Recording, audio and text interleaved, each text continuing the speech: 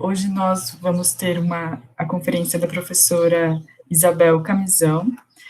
A professora é doutora em Ciência Política e Relações Internacionais, mestre em Estudos Europeus, licenciada em Relações Internacionais pela Universidade do Minho, é professora auxiliar na Faculdade de Letras da Universidade de Coimbra. Nós, do programa Santiago Dantas, agradecemos imensamente a sua participação hoje, professora Isabel, e eu já passo a palavra, então, para você. Muito obrigada. Obrigada eu, em primeiro lugar, dizer que é um gosto colaborar convosco. Não conhecia ainda a professora Fernanda, mas é um prazer conhecê-la, ainda que seja nestas circunstâncias. Talvez um dia tenhamos a oportunidade de nos conhecer pessoalmente, portanto, sei que é um gosto colaborar com este programa. Também é o segundo ano que eu faço e, portanto, sempre que me acolherem, terei muito gosto em falar convosco e também que vocês colaborem. A professora Fernanda, o professor Samuel têm vindo até aqui, enfim, em circunstâncias mais favoráveis, não é? Em termos de deslocações, mas têm vindo à Universidade de Coimbra, portanto espero que a professora Fernanda também possa, numa dessas oportunidades, vir e que nos possamos, de facto, cruzar e, portanto, agradeço muito o vosso convite. Eu, se calhar, agora vou fazer a tal tentativa e depois vocês me dirão se eu estou a ser bem-sucedida ou não de fazer, de apresentar, então, o que... Ora, eu vou aqui permitir, ok, então... Se calhar, eu não sei se me conseguem ver ou não. Estamos vendo. Estão vendo o PowerPoint? Sim. Porque eu aqui, neste sistema, deixo de vos ver a vocês, portanto não sei muito bem como é que consigo fazer isto, mas possivelmente se me estiverem a ver, o máximo que pode acontecer é que eu, por qualquer razão, só vejo também eu o PowerPoint e deixei de vos ver. Portanto, se houver alguma necessidade de comunicar comigo, por favor, se for a voz, não é? E não algum gesto ou alguma, não é? Outra comunicação, porque eu assim não estou a ver, não estou a visualizar neste momento, ok? Pode ser? Fica assim? Porque eu não queria mexer muito nisto e perder de alguma forma o vosso contacto. Professora Fernanda, posso avançar então? Por favor, professora. Ok. Pronto, o que eu me propus quando a professora Fernanda lançou este desafio foi, de facto, falar um bocadinho do papel da União Europeia na gestão desta crise, que afeta, de uma maneira geral, todos os países, não é? Portanto, de alguma forma é uma crise simétrica até na forma democrática como nos toca a todos. É evidente que não tem o mesmo impacto em todos os países, mas tem de facto uma predominância em termos naquilo que é percepcionado como um problema em todos os Estados e, portanto, de facto, é uma crise. E então, o que eu propus no início foi que refletíssemos um bocadinho, brevemente, sobre, de facto, o que é uma crise. E precisamente por isso eu dou um seminário na União Europeia precisamente sobre gestão de crises, e uma das coisas que eu costumo começar a refletir com os alunos é precisamente sobre o conceito de crise, sobre o que é que nós entendemos por crise, porque se nós metermos esta palavra no Google, por exemplo, ou no qualquer outro motor de pesquisa, vai nos dar uma imensidão de resultados. E, portanto, por norma, nós fazemos esta limitação, que eu, como estava a dizer no início, na nossa conversa inicial, evidentemente que aqui é clara, não é? Que estes elementos, mas a ideia de delimitar o conceito. A crise é, de facto, a percepção de uma ameaça àqueles que são os valores fundamentais de uma determinada sociedade ou de um determinado sistema político, neste caso, que, de alguma forma, tem um sentido de urgência na resposta, ou seja, é preciso também que seja percepcionado não apenas um problema, mas também a urgência da resposta e depois uma condição de incerteza que também está sempre associada. Isto é, nós não sabemos muito bem como é que, mesmo respondendo no imediato,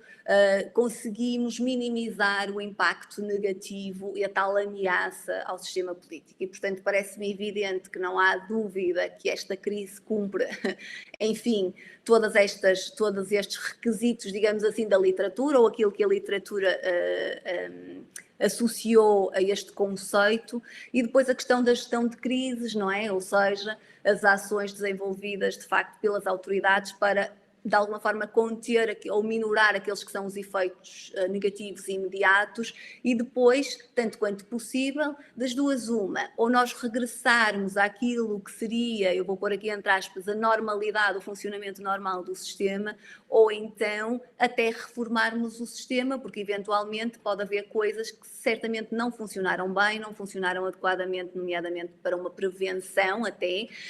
e portanto que possa haver uma reforma. Aliás, é um outro conceito muitas vezes associado, quem tiver mais interesse nesta matéria e gostar desta matéria da gestão de crises, há um outro conceito muito associado à gestão de crises, que é a oportunidade de reforma.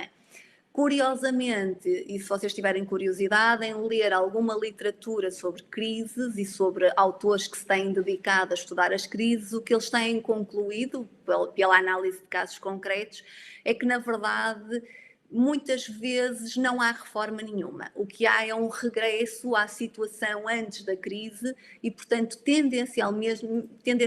mesmo os decisores políticos, que muitas vezes parece que nos discursos iniciais querem reformar tudo e que vão, de facto, reestruturar uma série de procedimentos e funcionamento do sistema, quando nós começamos a ter uma fase de decréscimo do pico da crise, o que os decisores muitas vezes procuram é o regresso à situação, ao status quo, digamos assim, não propriamente uma reforma profunda das estruturas do sistema. Mas pronto. Portanto, isto é, enfim, um efeito algo paradoxal que a literatura também nos fala. E, portanto, agora, especificamente a crise da Covid-19, que começou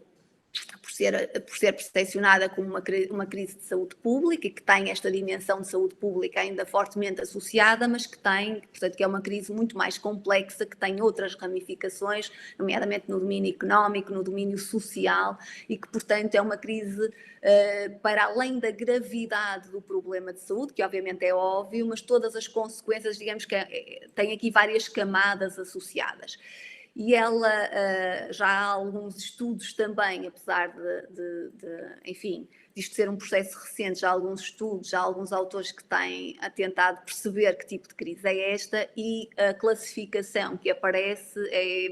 eu não tenho uma tradução ideal em português, portanto ele está aí o conceito em inglês de creeping crisis, mas que tem a ver precisamente com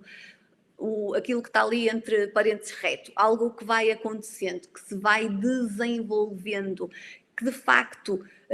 quando se diz aqui gradualmente, não quer dizer que a expansão do aspecto da saúde e do problema de saúde pública não se tenha até propagado muito rapidamente, não é? Até pelo nível de contágio e de facilidade de contágio da doença, mas a questão do devagar e do gradualmente são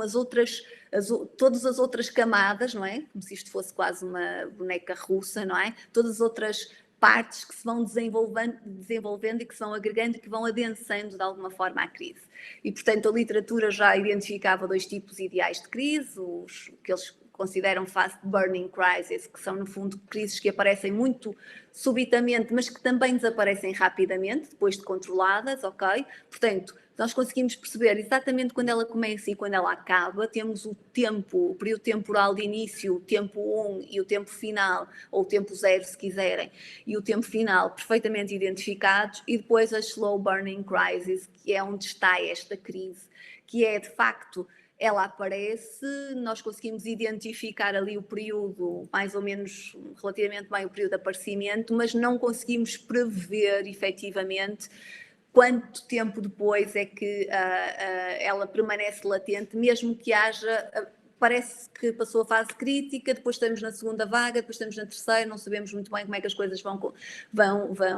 evoluir, e portanto estão aí outros exemplos de crises que poderiam ser classificadas desta maneira, e portanto daí a ideia de que é uma ameaça que persiste, que está de forma latente presente e que reaparece muitas vezes sem aviso prévio. Passando agora então para a questão, professora Fernanda, por favor, qualquer coisa interrompam, é que eu não estou mesmo a ver-vos, portanto não tenho a percepção se há alguma coisa que eu tenha que explicar melhor, ou se eu não estou a passar a mensagem, portanto qualquer coisa digam, está bem? Aqui a questão da UE da gestão de crises. Nós temos a União Europeia é um sistema de governação multinível, o que significa que, sendo um sistema de governação multinível, tem necessariamente sempre em funcionamento o nível supranacional, que é o nível onde estão as instituições europeias, as conhecidas, a Comissão, o Conselho da União Europeia, o Conselho Europeu, dos mais mediatizados, não é? O Parlamento Europeu, outras instituições, mas depois temos necessariamente os níveis nacionais e este nível nacional, dos governos nacionais,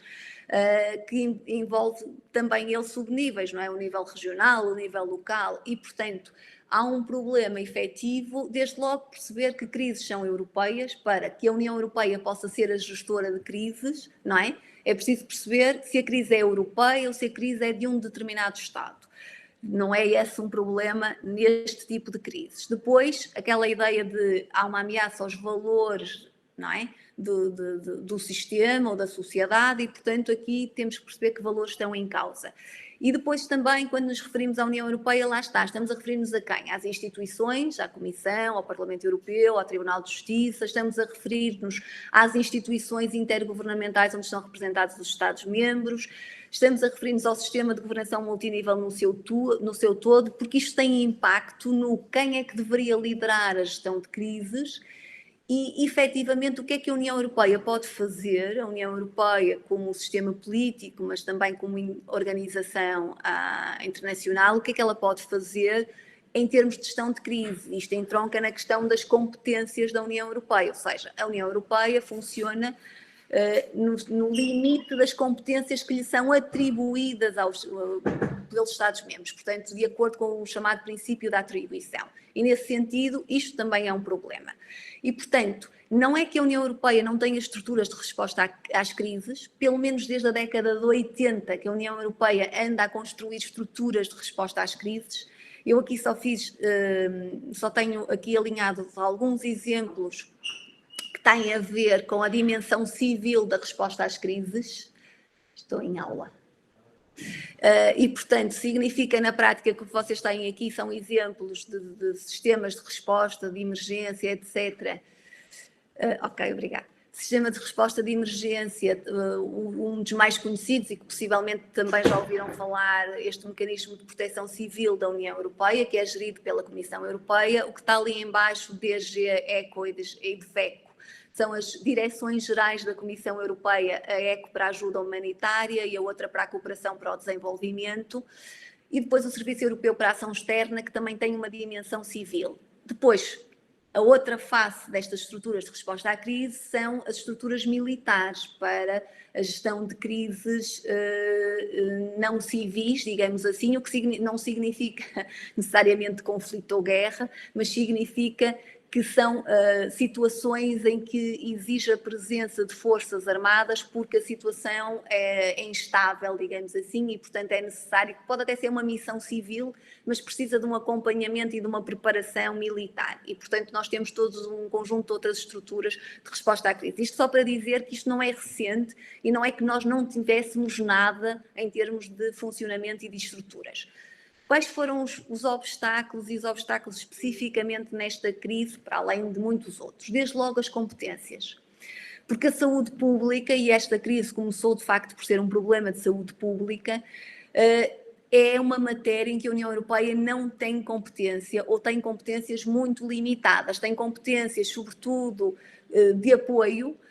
por exemplo, para alinhavar grandes orientações em termos de determinados programas, sei lá, campanhas de vacinação, coisas deste género, mas as políticas de saúde são, de facto, da competência dos Estados-membros. E, portanto, embora a União Europeia tenha, do ponto de vista da saúde pública e, sobretudo, precisamente de doenças infecto-contagiosas, etc., a possibilidade de intervir, não tem, de facto, uma grande competência nesta matéria.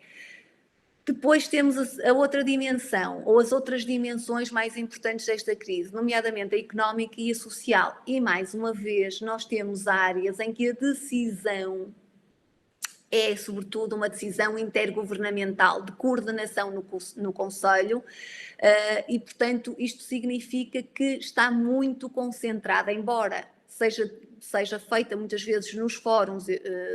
da União Europeia, portanto nas instituições da União Europeia, está muito concentrada nas mãos dos governos nacionais. E a dimensão social é outra dimensão, há uma parte em que a União Europeia tem alguma competência, mas em grande parte a decisão é intergovernamental em várias dimensões da política social. E, portanto, o que nós tivemos no início, e acho que isso foi transparente e se calhar passou na comunicação social, foi que houve uma resposta muito nacionalizada à crise. Isto é, cada Estado-membro, apesar de nós estarmos na União Europeia, cada Estado-membro respondeu da maneira que achou mais evidente e pelo menos a imagem que passou inicialmente da União Europeia é que havia, por isso é que estava ali no título a cacofonia, porque era cada um a falar por si, isto não parecia de toda uma união, parecia cada Estado a defender as suas coisas, eventualmente até a fechar as suas fronteiras, a pensar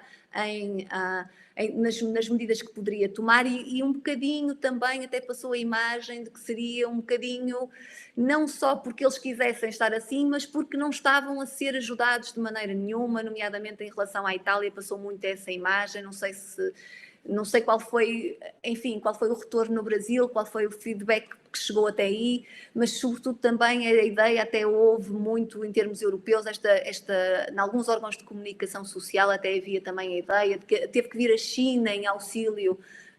da Itália porque a União Europeia não estava a dar resposta. Pronto.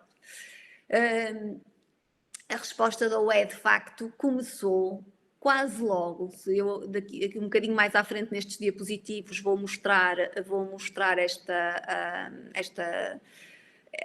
o timeline, digamos assim, da ação e, portanto, isto não foi bem assim, ou seja, não foi que a União Europeia não estivesse a fazer nada desde o início e tivesse acordado muito tarde, mas, de facto, a percepção do que era a crise, das áreas de atuação da crise inicialmente, também limitou aquela que foi a intervenção mais coordenada da União Europeia. Espera-se que esta coordenação seja feita ali pela Comissão Europeia, como esta crise tem uma dimensão económica.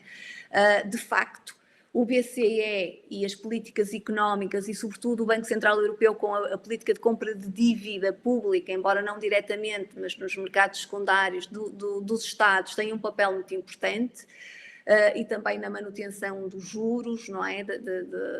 Depois, o próprio Conselho Europeu, que é uma instituição que, por natureza, tem a missão de definir orientações gerais e que também é importante e tem sido importante em momentos de crise. Eu recordo, por exemplo, na crise económica e financeira, que começou em 2008, mas aqui na Europa talvez a partir de 2010 com mais profundidade, o Conselho Europeu teve um papel muito importante na gestão desta crise, na gestão política da crise. O Conselho Europeu não é uma instituição de decisão em termos legislativos, de propostas legislativas, mas a decisão política, até porque é uma instituição que reúne os chefes de Estado ou de Governo, portanto são as elites, é o mais alto nível destes órgãos e, portanto, é importante. Professora Fernanda, tudo ok? Ainda me estão a ouvir? Só para eu ter a percepção se está tudo bem. Peço desculpa, porque de facto não estar a ver as vossas reações causa-me alguma... Está tudo certo. Estou aqui assim a falar um bocadinho com o PowerPoint. É horrível, eu entendo. Pronto, o Conselho da União Europeia, que de facto é o conselho onde se reúnem os ministros em reunião sectorial, não é? Sei lá, quando nós estamos a falar de relações externas, estamos a falar do Conselho dos Ministros dos Negócios Estrangeiros, se estivermos a falar, por exemplo, da dimensão económica, estamos a falar dos ministros da Economia e das Finanças, o chamado ECOFIN, o Eurogrupo, que é uma estrutura informal, mas que ganhou protagonismo, sobretudo dentro da governação económica, e, portanto, são os ministros da Economia e das Finanças da zona euro, portanto, enquanto que o ECOFIN são todos os ministros da Economia e das Finanças da União Europeia, no caso do Eurogrupo é só os da zona euro, e depois agências europeias, porque nós temos, por exemplo, uma agência europeia que teve algum papel de relevo e que continua a ter, é o Centro Europeu de Controlo e Prevenção das Doenças, que faz a monitorização, que normalmente está atento ao desencadear, digamos assim, destas de doenças que possam ter que eventualmente configurar uma questão de saúde pública, não é? E, portanto, outras estruturas associadas. E, portanto, Efetivamente, nós tivemos a Comissão a intervir em várias áreas, porque depois a União Europeia, como tem de facto as suas políticas, são muitas vezes muito relacionadas, como aliás nos Estados, não é possível separar as políticas umas das outras, não é? Elas têm impacto umas das outras. A Comissão interveio em 4 áreas de ação principais que nós temos aqui, depois podemos discutir um bocadinho mais em pormenor, não vou ler isto tudo, mas de facto começou por ser a saúde pública, e no início da saúde pública era muito perceber o que é que temos, enfim, o que é que temos em cima da mesa, que problema é este, não é? Depois foi, num segundo momento, a questão do equipamento, um problema que nós tivemos sério, sobretudo os Estados que na primeira vaga foram mais atingidos, como é o caso da Itália, foi que de repente não havia equipamento de proteção individual, nomeadamente para os profissionais de saúde, ou havia muito pouco e era caríssimo, e não é só não havia porque nós não temos condições para o comprar, é porque não havia no mercado. E era a preços impraticáveis e porque toda a gente estava à procura do mesmo, e obviamente as leis da oferta e da procura fazem disparar os preços, e também as empresas que eram os fornecedores não eram capazes de responder. E portanto aquele RESC-EU Stockpile foi a primeira tentativa da União Europeia de fazer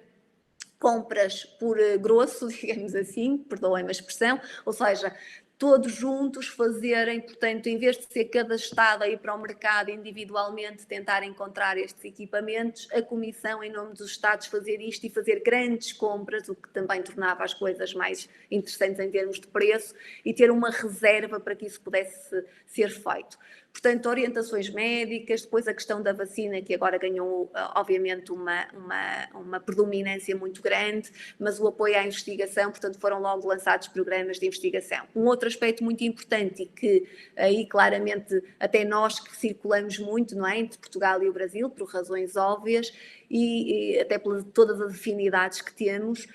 a questão das fronteiras e da mobilidade. Mais uma vez, esta área foi uma área onde se notou a tal cacofonia que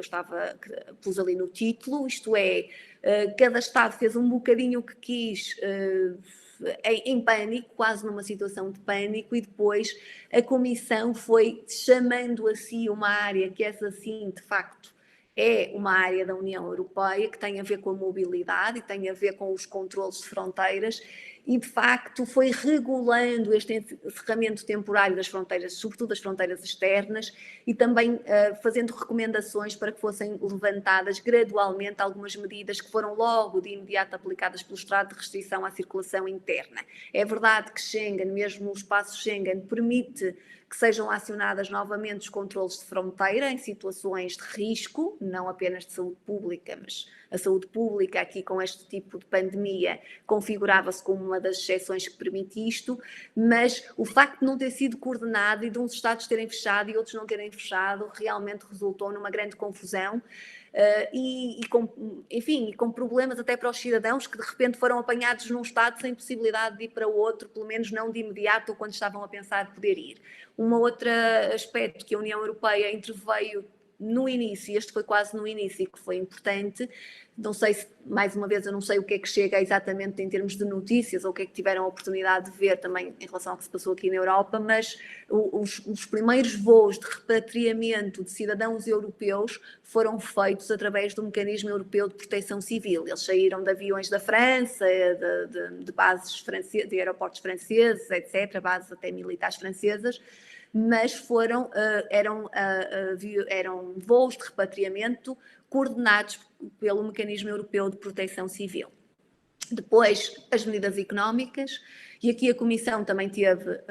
um papel primeiro, o Banco Central Europeu, que numa declaração, curiosamente, do Banco Central Europeu, que é uma instituição que nós associaríamos, até não é? Por ser um banco central, associaríamos mais à parte burocrática e técnica. O Banco Central Europeu já o tinha feito na crise económica e financeira, sobretudo o presidente, neste caso agora uma presidente, mas os presidentes do Banco Central Europeu têm muitas vezes um papel político importante e as declarações deles têm um impacto político e, portanto, quando a presidência do Banco Central Europeu diz nós faremos tudo o que estiver ao nosso alcance para minimizar este impacto, nós vamos comprar o que for preciso comprar em termos de dívida nos mercados secundários dos Estados para efetivamente garantir que os Estados têm capacidade para continuar a avançar com as medidas necessárias e, portanto, e que os juros, não é, da dívida pública não disparam para valores altíssimos. Isto significa que, efetivamente, isto é uma declaração política, mas é também um avanço claro, prático, concreto, e o Banco Central Europeu também avançou, e depois a Comissão avançou em seguida, e avançou em várias áreas. Está ali uma que é importante, aquela a ativação da cláusula de exclusão do Pacto de Estabilidade, aquele PEC, que é o Pacto de Estabilidade e Crescimento, e que tem a ver com uma flexibilidade orçamental. Portanto, o que foi dito aos Estados, num primeiro momento, foi não estejam, não se sintam presos por aquelas restrições do rigor orçamental, nomeadamente o teto do déficit, que é 3%, da dívida pública, não se sintam restringidos por isso, porque se precisam de canalizar e de gastar mais dinheiro no setor da saúde, têm de fazê-lo e, portanto, não ficam depois, não são penalizados, não vai ser desencadeado nenhum procedimento de infração, como seria normal se os Estados excedessem esse teto de 3% do déficit. Depois foram feitos outros, estão ali exemplos de apoios, dos apoios temporários aos Estados-membros, mas acho que o mais mediático é, de facto, o instrumento de recuperação, chamemos-lhe assim, que na verdade chama-se New Generation EU, ou Next Generation EU, e que é o tal plano de recuperação apresentado pela Comissão Europeia em maio de 2020 e que, portanto, prevê então aquele valor bastante elevado, quer em empréstimos, quer em subvenções, para que os Estados, querem em empréstimos, querem em subvenções, sim, portanto sem os Estados terem que devolver, para que os Estados possam de facto gerir todas estas despesas adicionais. E depois também um reforço, nós estávamos a negociar o quadro financeiro plurianual, portanto, para os próximos 7 anos, a partir de 2021, não é? O que nos dita depois o orçamento anual da União Europeia, portanto, temos um valor total e, portanto, esse quadro financeiro plurianual foi também inflacionado. Depois há ali um outro aspecto que parece assim, no meio destas medidas todas, se calhar um bocadinho menor, mas que não é menor, porque tem um impacto também na imagem interna e na forma como os cidadãos visualizam a própria União Europeia, que tem a ver com a desinformação e com a imagem externa da própria União Europeia. Portanto, eu agora vou passar aqui rapidamente, isto são outros exemplos, eu depois posso facultar o PowerPoint, se a professora Fernanda entender que vale a pena, não tenho problemas nenhum. Portanto, isto aqui são quadros até da própria União Europeia, digamos assim, que fazem um apanhado. Isto são as primeiras medidas, portanto, estas infografias têm a ver com as primeiras atuações, digamos assim, da Comissão e das outras instituições para responder à crise. Apesar disto, nós temos de facto, eu já falei de algumas críticas, algumas foram recorrentes, a ideia, sobretudo inicialmente, a ideia de que não houve uma valorização adequada do problema no início, ou seja, o problema foi subvalorizado, depois que a resposta da União Europeia foi atrapalhada, não houve uma resposta coordenada, coerente, assertiva também no início. E isso fez com que os Estados respondessem eles e, portanto, quando os Estados respondem cada um por si, há necessariamente uma prevalência do interesse nacional. E eu tenho ali a solidariedade de outra cor, porque quando nós falamos em falta de solidariedade, quando estamos a falar na União Europeia, isto não é apenas retórica, porque de facto a solidariedade está inscrita nos tratados fundadores da União Europeia, em vários textos, em vários pontos, e portanto não é uma coisa só aspiracional, é de facto algo que deve ser efetivamente implementado e que muitas vezes não é, e depois a incapacidade de chegar a consenso. Só porque eu falei nisto e rapidamente também não vou aqui aprofundar, mas aqui são os 2 tratados fundadores da União Europeia, o Tratado da União Europeia, o Tratado de Maastricht, que se criou a União Europeia em 1993, e este Tratado sobre o Funcionamento da União Europeia, que eram os antigos tratados da Comunidade Europeia, o Tratado de Roma, portanto, que criou a Comunidade Económica Europeia em 1957. Portanto, significa que foi renomeado com este nome Tratado sobre o Funcionamento da União Europeia, com a última revisão que o Tratado de Lisboa fez aos tratados fundadores. Mas, como podem ver, há aqui em vários artigos expressamente esta ideia da solidariedade, há até uma cláusula de solidariedade, efetivamente, no tratado, mas isto não é apenas uma declaração de intenções, portanto, ela efetivamente deveria ser cumprida e muitas vezes não é. E, portanto, passando aqui e avançando, professora, 5 minutos ainda tenho ou já estou assim muito fora do tempo? Porque eu agora já me perdi um bocadinho, professora Fernanda. Não, por favor, pode continuar, Isabel. Ok. Em termos de timeline, e só para perceberem que algumas críticas fazem sentido, outras não. Isto é um apanhado, depois aquele link que está ali em cima, por baixo do timeline, se alguém tiver curiosidade, consegue ver toda, porque, enfim, a União Europeia tem isso, de facto. Ela disponibiliza, também é uma forma de fazer a sua própria projeção de imagem e, se quiserem, de alguma forma de campanha, vamos pôr isto entre aspas, mas ela disponibiliza muito abertamente as coisas que foram feitas e, portanto, há um timeline de toda a ação da União Europeia, desde ali aquele 9 de janeiro, que foi quando a Direção-Geral de Saúde da Comissão, de facto, emitiu um alerta, ok? Portanto, há aqui qualquer coisa, há aqui uma coisa estranha, que não se sabe muito bem o que é, mas parece ser uma doença que eventualmente pode ser contagiosa e que se pode... Portanto, há aqui digamos, um nível de alerta que é acionado. E, portanto, a 9 de janeiro este é acionado, depois temos aqui uma série, já temos a 28 de janeiro, o Mecanismo Europeu de Proteção Civil, ou o Mecanismo de Proteção Civil da União Europeia, a ser ativado para, de facto, o repatriamento dos cidadãos. E, portanto,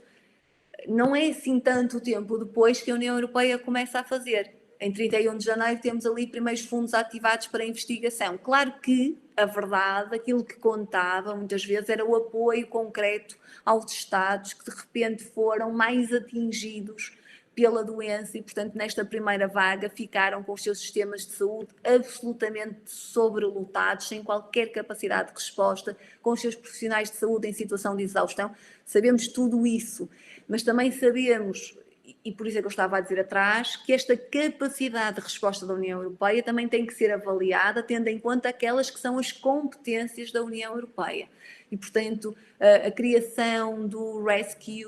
Stockpile, a tal tentativa de ter em comum equipamentos de proteção individual, ventiladores, etc.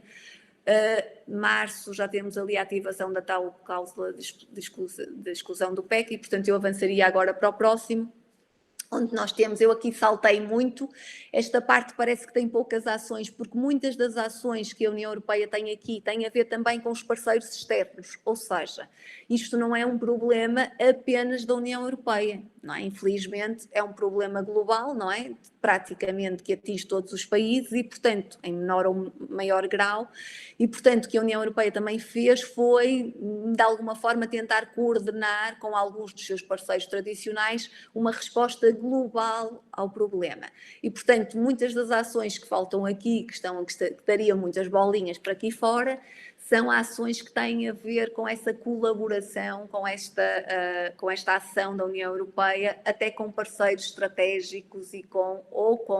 parceiros com os quais a União Europeia já colabora no âmbito quer da política europeia de vizinhança, quer da cooperação para o desenvolvimento, etc. Portanto, aquele que está ali mais a negrito, mais sublinhado a escuro, é o de 27 de maio, que é o tal plano de recuperação da Europa, com os tais 750 mil milhões de euros que os Estados, que o Conselho Europeu de facto chegou a acordo, e portanto é o tal famoso plano de recuperação da Europa. Aqui na Europa foi às vezes apelidada, a própria Presidente da Comissão Europeia e outros atores, antes de chegar a acordo sobre o plano, falavam numa espécie de novo plano Marshall, que era necessário para pôr a Europa a funcionar e para responder, e, portanto, efetivamente a proposta foi apresentada a 27 de maio, E a 21 de julho o Conselho Europeu, portanto no acordo político, na parte política, isto é, não é na regulamentação do acordo, mas no acordo chegou efetivamente a acordo, isto não foi automático, houve umas reuniões antes onde o acordo político não foi possível, mas chegou a acordo e, portanto, depois é o avanço normal para a implementação. Aqui também muito rapidamente como é que isto se projeta e, portanto, os Estados fazem uma espécie de planos, eles autónomos, onde do seu próprio plano de recuperação e resiliência, não é? Apresentam-no à Comissão e se o plano for aprovado, então depois terão a parte que lhes cabe destes fundos e destas empréstimos ou subvenções. Os Estados podem recorrer à parte só das subvenções, portanto, sem ter que ressarcir, ou podem de facto recorrer a empréstimos, o que significa que depois vão ter que pagar esse dinheiro, mas será diferente porque será a Comissão a ir ao mercado em nome dos Estados para se endividar e não propriamente cada Estado individualmente. Só que, e também rapidamente para terminar, ou para chamar a atenção para uma questão da dimensão externa, porque de facto houve esta tentativa da Comissão e da própria União Europeia não descurar esta dimensão externa. Nós tínhamos, curiosamente, esta comissão, que é uma comissão nova, não é? Que tinha entrado em 2019, quando entrou, falou na ideia de uma comissão geopolítica e de uma Europa geopolítica, ou seja, a ideia de que a Europa tinha que reforçar o seu papel como ator global, que efetivamente em algumas dimensões poderia estar fragilizado, e no fundo a resposta também da União Europeia, do ponto de vista interno, tem de facto um impacto na sua imagem externa e neste papel que a União Europeia aspira a ter no mundo. Até porque houve, não sei se este conceito é muito familiar, mas aqui nós debatemos muito esta questão da geopolítica do coronavírus, porque houve de facto uma batalha de narrativas ou seja, utilizar a doença e a ajuda, um bocadinho a política da generosidade também para fazer valer a sua posição no sistema internacional e, portanto, e associado a isto uma série de ideias que também foram passando, de falsas ideias, nomeadamente aquela questão que passava e que era transversal às vezes em alguns discursos, de que os regimes autoritários conseguiam ou estavam a conseguir combater melhor a pandemia. E, portanto, está ali falsa, não é? Esta ideia de que temos que escolher entre liberdade e segurança, mas esta manipulação da informação, esta gestão da informação foi muito também... digamos, é uma outra dimensão, é uma outra característica desta crise, desta pandemia e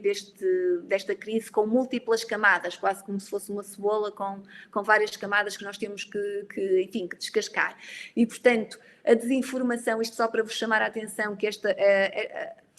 a preocupação da União Europeia com a desinformação não vem de agora, foi exponenciada com toda a questão das eleições dos Estados Unidos de 2016 e, portanto, de alguma forma, a intervenção de outros Estados nos processos eleitorais de países começaram a preocupar muito a União Europeia. A União Europeia criou umas task force muito direcionadas, deve-se dizer, na altura, para perceber a desinformação que vinha da Rússia e como é que a Rússia geria a informação para, no fundo, atingir determinados objetivos, mas que depois este projeto e esta dimensão da informação foi ganhando vida própria e que também tem agora uma dimensão ligada à pandemia. Só para vos dar aqui 2 exemplos, e estou mesmo a termino já em 2 minutos, portanto, a questão aqui se tiverem curiosidade, neste site European Union versus Disinformation, conseguem ver de facto as últimas, e isto são notícias que aparecem em outlets de comunicação, ok? Portanto, títulos de coisas que eles retiram de órgãos de comunicação, de outlets de média, mas que fazem efetivamente comunicação, que são 2 exemplos, há uma lista, há páginas e páginas disto. Depois este é um outro exemplo, ok, das principais teorias da conspiração sobre a Covid-19, que foram transversais, que são também de alguma forma globais. Este é de um órgão de comunicação baseado na Rússia, mas que tem, julgo que até no Brasil também há uma filial, digamos assim, da internet, não é, deste órgão, e portanto é um exemplo. E só para de facto concluir, dizer que de facto há um conjunto de desafios que podemos agora também explorar melhor. Há a capacidade da UE como gestora de crises. Muitas vezes, e este é um problema que não é novo, não é de todo novo, mas nem sempre a visão estratégica, peço desculpa, está ali um erro, não era visão estratégia, era visão estratégica da União Europeia como um todo é clara, isto é,